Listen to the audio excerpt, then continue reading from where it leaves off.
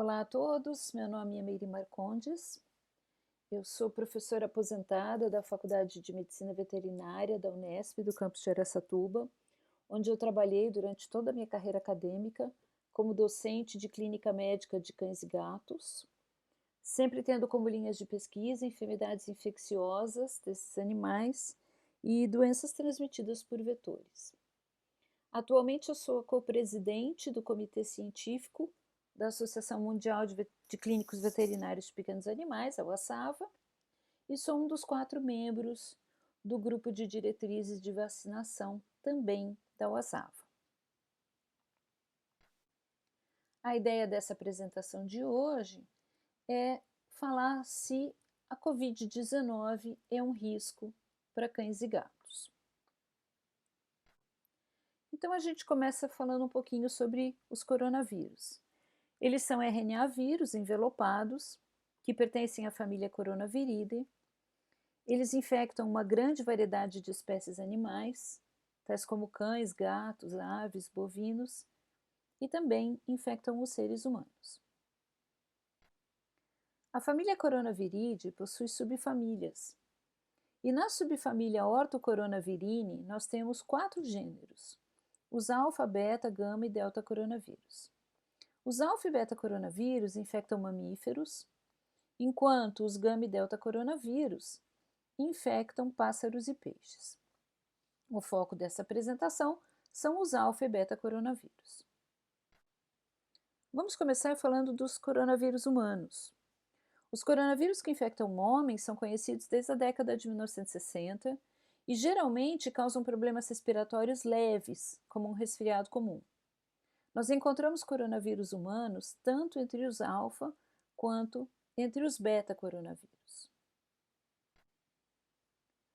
Os 2 primeiros coronavírus humanos identificados por volta de 1965 foram esses: o 229E, um alfa-coronavírus, e o OC43, um beta-coronavírus. Em 2004, identificaram mais um alfa-coronavírus, o NL63, em 2005, o beta-coronavírus HKU1. O que acontece quando um desses coronavírus infecta o homem, por exemplo? A primeira coisa é a produção de anticorpos contra esse vírus. O que algumas pessoas esquecem é que a formação de anticorpos ela não acontece contra o vírus como um todo, mas ela acontece contra algumas partes específicas do vírus. É como se fosse um sistema de chave e fechadura. Se você não tiver a chave certa, não consegue abrir ou trancar uma porta. Com os anticorpos acontece a mesma coisa. Eles são formados contra algumas estruturas que só aquele vírus possui. Pô, mas não são todos coronavírus? Eles não são todos parecidos? E a resposta é não. Vejam esses 2 exemplos aqui. Do lado esquerdo, uma ilustração do que seria o coronavírus humano 229E e do lado direito, o HKU1. Quando a gente olha em detalhes, nós observamos como eles são diferentes. É como se você olhasse uma fechadura pelo lado de fora.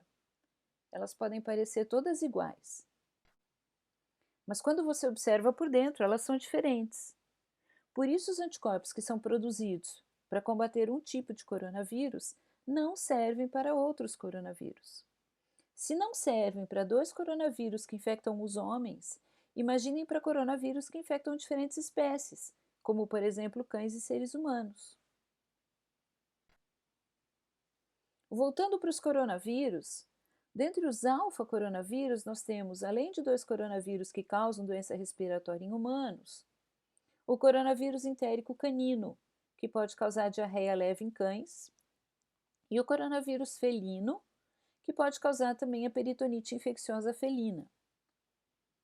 Mas é importante salientar que nenhum desses 2 coronavírus causa doença em humanos.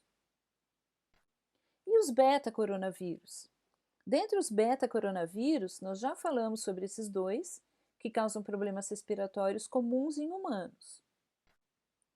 Ainda temos o coronavírus bovino, que causa doença respiratória e gastrointestinal em bovinos, E existe também o coronavírus respiratório canino, que é um dos agentes causadores do complexo respiratório infeccioso canino. O complexo respiratório infeccioso canino, que muitos ainda conhecem como tosse dos canis, é uma doença causada por vários vírus e bactérias, e entre eles nós temos um coronavírus. De maneira geral, é uma doença simples, sem maiores complicações. E o que a gente tem que saber então é que tanto os médicos veterinários quanto os médicos, há muito tempo nós conhecemos os coronavírus e temos eles dentro de nossa rotina de atendimento. Lembrando então que tanto o coronavírus bovino quanto o coronavírus respiratório infeccioso canino não acometem ou não causam doenças em humanos. Bom, embora nós tenhamos falado de coronavírus que causam problemas, infelizmente nós temos lido relatos de pessoas preocupadas dizendo que esse coronavírus foi criado em laboratório. Isso não reflete a verdade. Nenhum laboratório no mundo usou um coronavírus que já existia para criar esse que está causando a Covid-19, e isso pode ser comprovado por inúmeros estudos, dentre eles, eu pus um exemplo aqui, que foi publicado em 17 de março na revista Nature Medicine. Então, voltando ao nosso esquema completo, com exemplos de alguns coronavírus que causam doença em animais e no homem, é extremamente importante frisar que não existe relação entre eles, além do fato de eles pertencerem à mesma família. Eu vou dar um exemplo que talvez ajude a explicar para quem não é da área médica. Todos nós pertencemos a uma família, todos da família têm o mesmo sobrenome, mas cada um é diferente do outro. O mesmo acontece com os coronavírus. São todos da mesma família, todos têm o mesmo nome, mas cada um é diferente do outro. Portanto, coronavírus de cães são diferentes do coronavírus que está causando esta pandemia. E as vacinas que existem contra a coronavirose canina?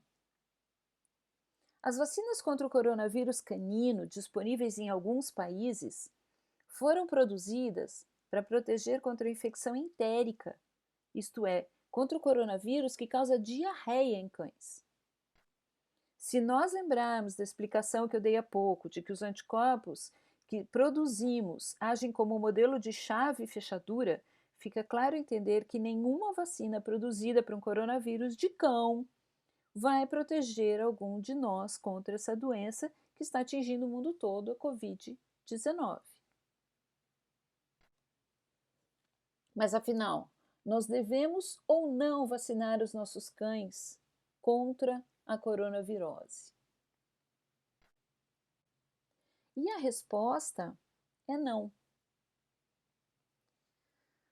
Por que a gente vacina ou por que existem vacinas? Bom, quando a coronavirose surgiu em cães, na Alemanha, em 1971, acreditava-se que o vírus pudesse levar a uma diarreia bastante severa, mas com a evolução da ciência, nós conseguimos, por meio de inúmeros estudos, de técnicas, entre elas a PCR, saber que os coronavírus que provocam diarreia em cães não causam um quadro severo. Ao contrário, eles causam uma diarreia leve. Na maioria das vezes, os animais nem apresentam diarreia.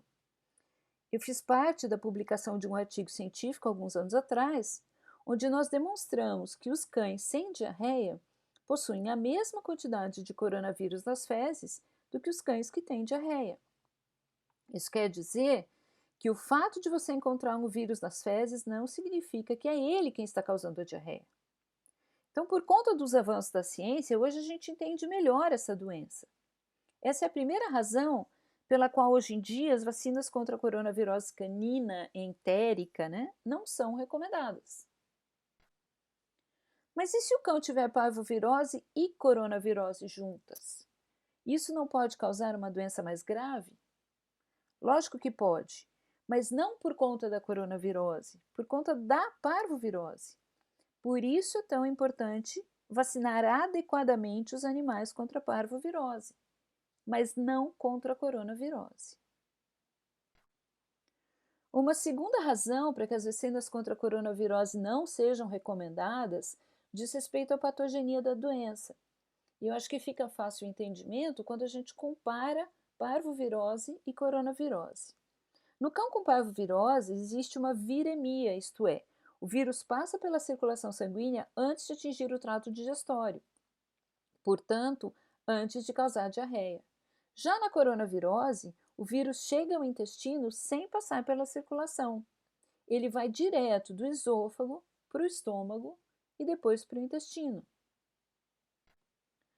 Quando você aplica uma vacina contra a parvovirose ou contra a coronavirose em um cão, você produz IgM e IgG, que são os anticorpos que estão na circulação. No caso da parvovirose, esses anticorpos ajudarão a proteger o cão, porque o vírus passa pela circulação antes de chegar no intestino.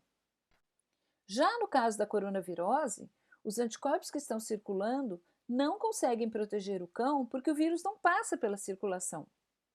Os anticorpos precisam ser produzidos no próprio intestino, no caso a imunoglobulina A.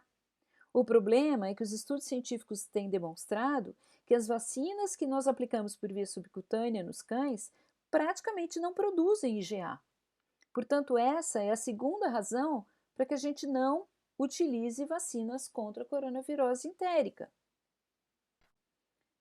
Esse é um trabalho onde a gente observa bem isso, onde foi avaliada a quantidade de IgA produzida a nível intestinal quando você usa uma vacina intramuscular ou subcutânea, comparado então com a quantidade de IgA produzida durante uma infecção natural.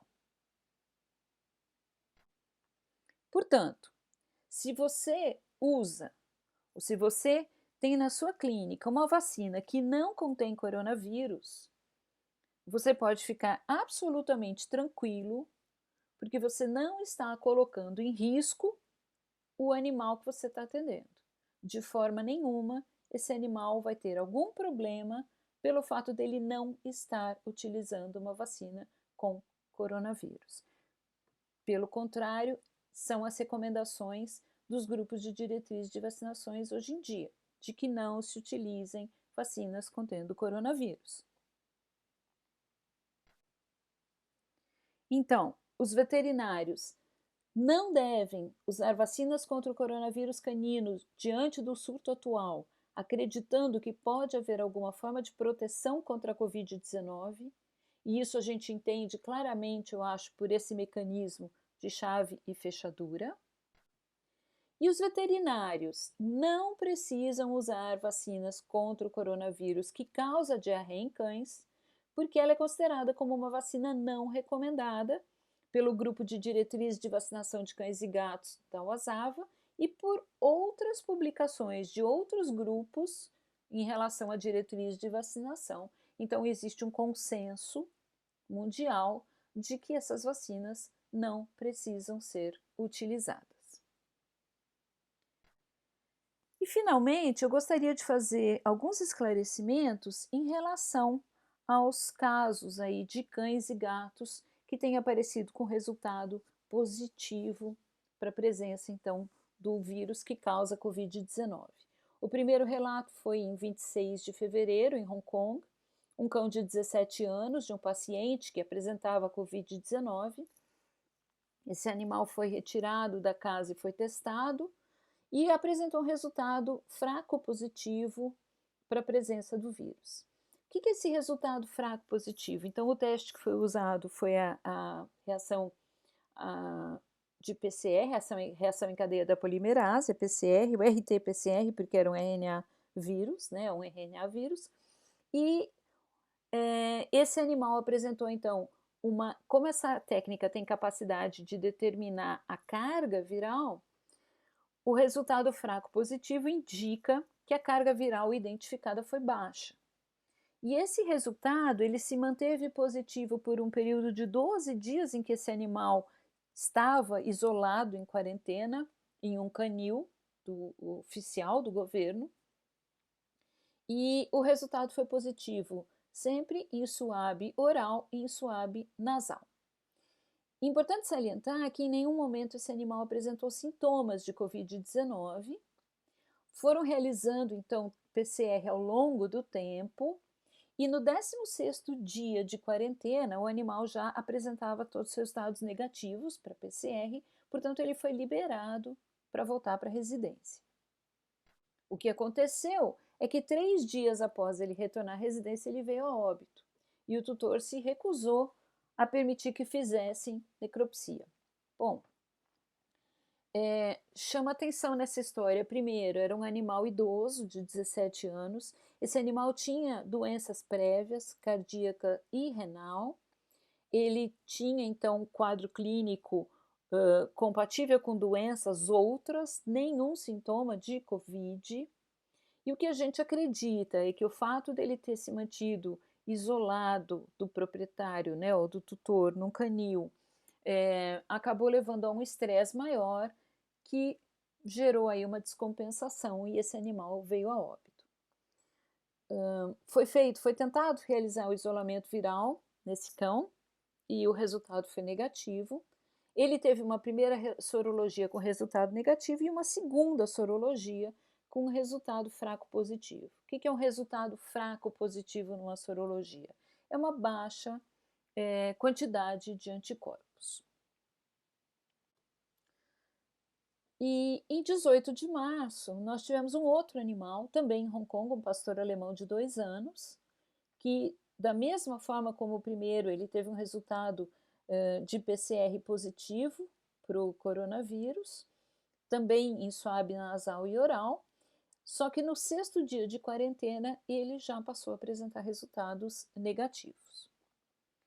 Então vamos entender um pouco o que aconteceu, quais são como a gente interpreta esses resultados. Em primeiro lugar, quando a gente fala da técnica de PCR, ela é uma técnica que permite que a gente identifique a presença do RNA viral, mas nós não conseguimos saber se esse vírus está vivo ou não.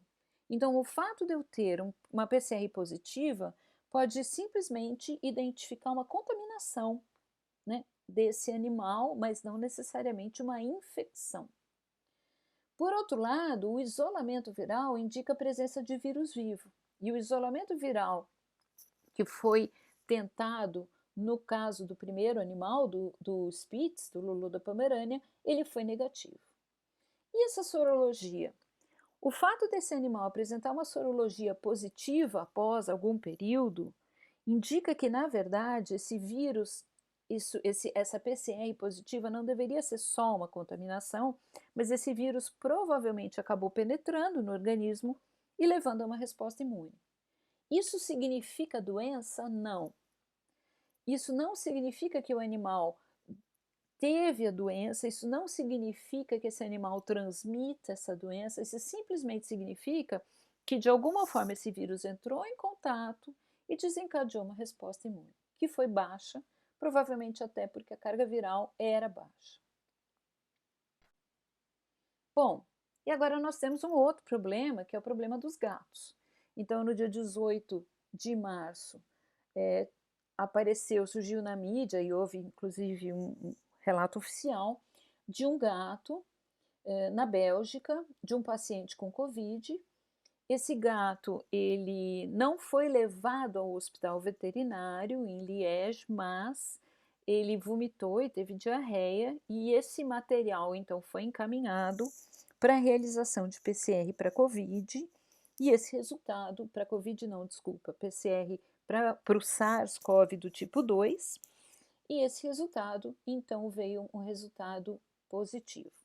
Esse animal, ele passou o quadro clínico rápido, ele já se encontra bem, e aí surge a dúvida, isso não poderia ser uma contaminação pelo fato de, eventualmente, o gato ter lambido um ambiente ou ter se contaminado pelo próprio local onde ele estava e eliminado esse vírus pelas fezes? Existe uma possibilidade, porque, na verdade, o quadro clínico do animal, a gente não pode, nesse momento, dizer que era Covid-19.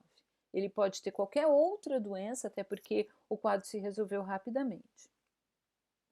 Por outro lado, agora, né, no dia 31 de março, um outro gato de um paciente com Covid em Hong Kong também apresentou um resultado positivo em swab de cavidade oral, nasal e reto. De novo, o gato está em quarentena, não tem clínica e está sendo acompanhado. E aí surge toda essa dúvida, né? Qual é o papel do gato? Qual é a importância? Ou quanto a gente tem que se preocupar com isso? Então, só para a gente entender um pouco como é que o vírus penetra no organismo, vamos tentar relembrar algumas coisas.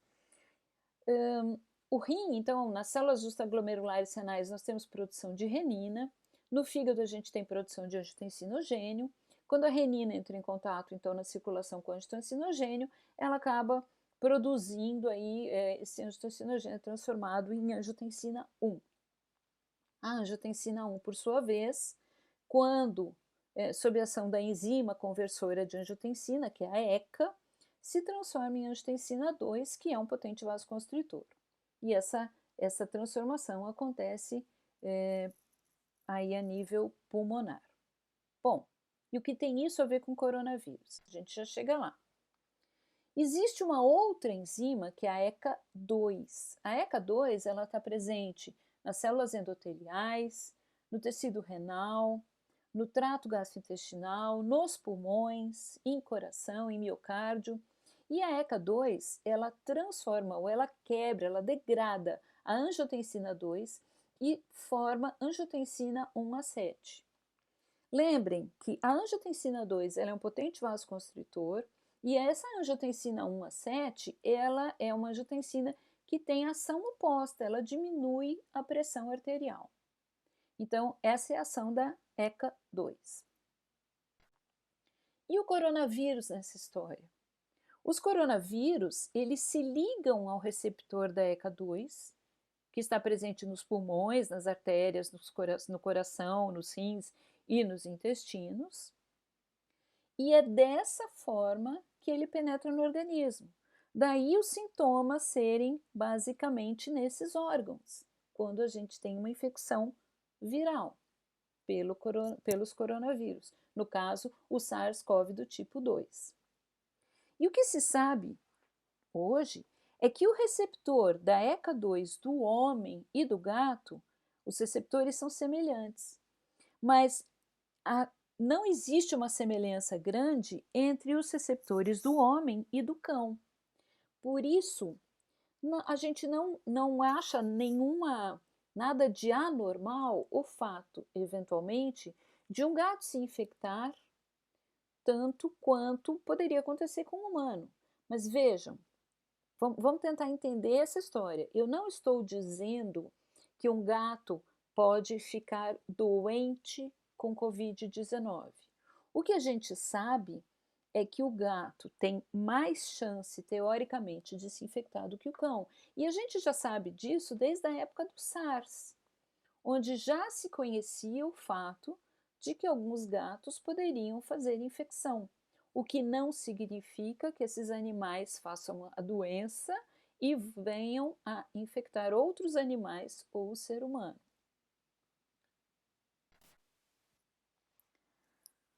Hoje saiu publicado um artigo que, na verdade, ele ainda não foi revisado, ele não passou por revisão por pares, mas ele já se encontra na internet, onde foram avaliadas as suscetibilidades de furões, gatos e cachorros e outras espécies animais ao SARS-CoV-2. Bom, os autores concluíram que esse vírus ele tem capacidade de se replicar de forma eficaz em furões e em gatos, o que já era conhecido desde a época do SARS, quando nós tivemos outros estudos experimentais que demonstraram isso, que tanto o gato quanto furões, eles tinham a capacidade, então, de replicar o vírus, o SARS-CoV do tipo 1.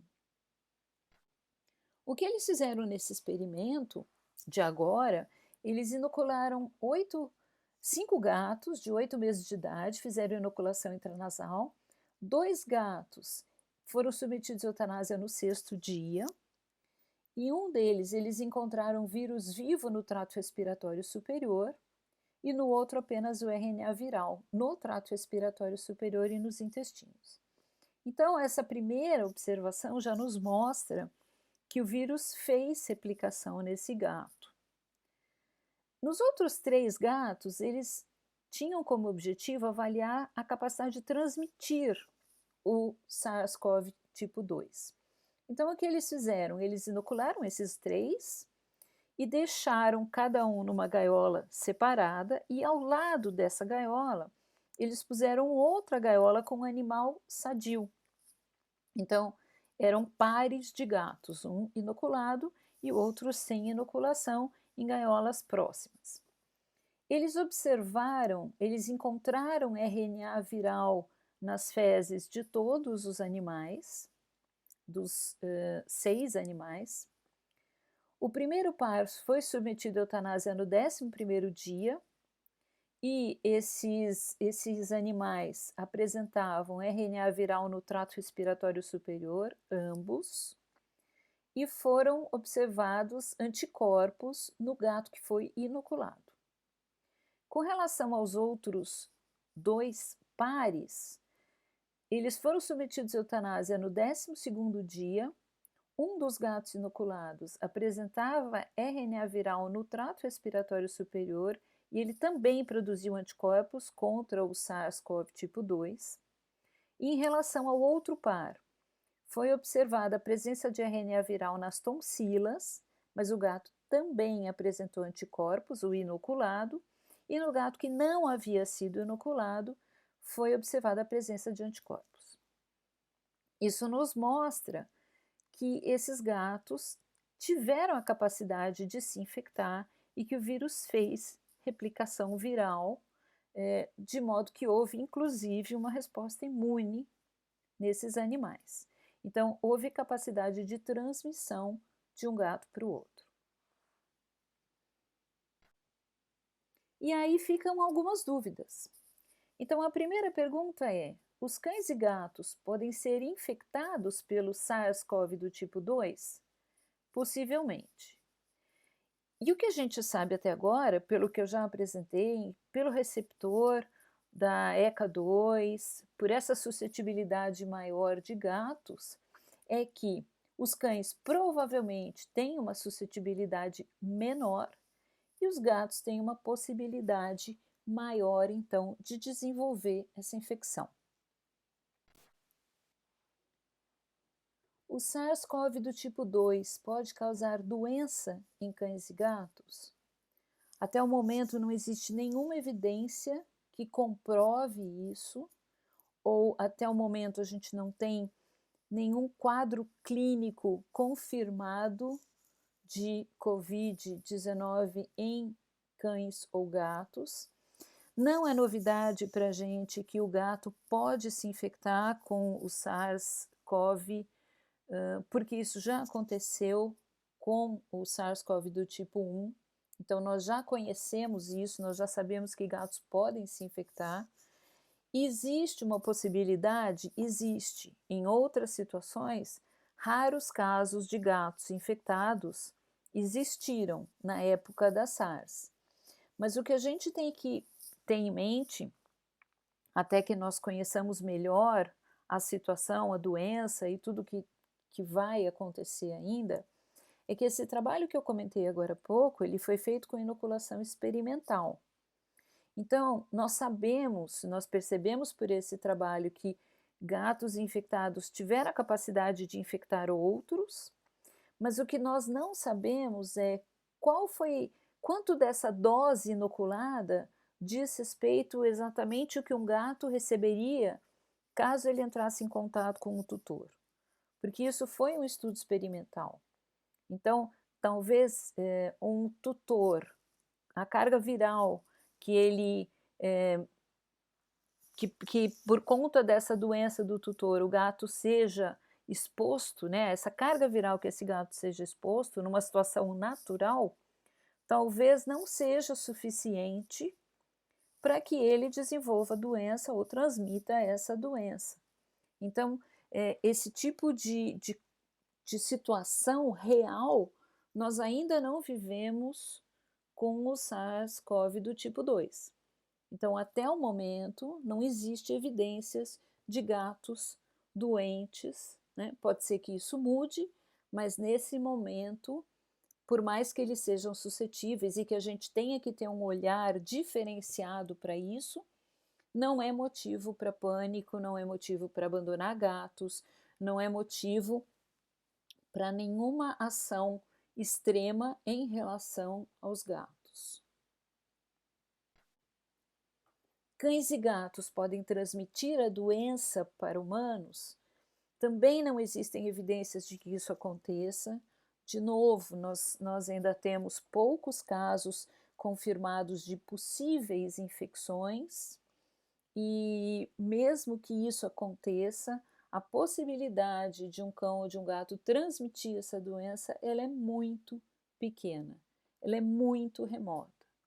Então, nesse momento, isso não é uma situação com que a gente deva se preocupar. Mesmo que cães e gatos não fiquem doentes, eles podem agir como fômites? Isso é muito pouco provável, porque mesmo que um cão ou que um gato estejam próximos a um indivíduo doente, a carga viral a que ele é submetido, ou que eventualmente está num pelo desse animal, ela provavelmente é muito baixa.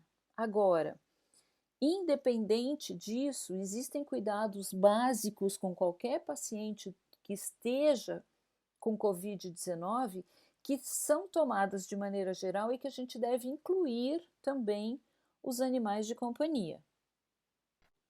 Então, dentre esses cuidados, o que a Organização Mundial da Saúde recomenda, o CDC recomenda e várias entidades têm recomendado. Indivíduos que estão doentes, eles devem evitar contato próximo com seus animais. O ideal é que outra pessoa tome conta desse animal. Enquanto esse indivíduo estiver doente, ele deve fazer um isolamento, inclusive dos animais. Os animais não devem ficar na cama, não devem ficar no mesmo ambiente, até para não circular dentro de uma casa e acabar eventualmente levando uma contaminação de um tutor doente para uma outra pessoa que ainda não está ou que não está infectada dentro desse mesmo ambiente ou dentro dessa mesma residência. Então é importante que a gente evite esse contato dos animais com os indivíduos que estão com Covid-19. Caso não haja opção e ele seja a única pessoa para cuidar desse animal, no momento de cuidar do animal, ele deve fazer uso de máscaras, porque pelo menos para tentar proteger e evitar que haja então uma contaminação desse cão ou desse gato.